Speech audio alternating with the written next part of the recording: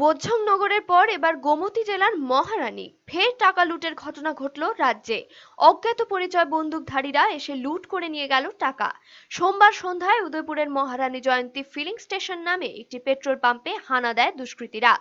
তারা বন্দুক দেখিয়ে নিয়ে যায় প্রায় 2.5 লক্ষ টাকা। সেই সঙ্গে নিয়ে যায় 7টি মোবাইল। ঘটনাস্থলে পৌঁছেছে পুলিশের বিশাল বাহিনী, কিন্তু ঘটনার প্রায় 3 ঘন্টা পরেও দুষ্কৃতিকারীদের কোনো খবর মেলেনি। পুলিশ সূত্রে জানা গেছে, সোমবার সন্ধ্যায় জয়ন্তী ফিলিং স্টেশনের ভেতর অফিসে বসা ছিলেন পাম্পের ম্যানেজার। তার মাথায় বন্দুক ঠেকিয়ে দুষ্কৃতীরা লুট করে নিয়ে যায় 2.5 লক্ষ টাকা। অফিসের বাইরে তখন পাম্পে কাজ করছিলেন 6 জন কর্মী। তাদের কাছ থেকে মোবাইল সেট নিয়ে যায় দুষ্কৃতীরা।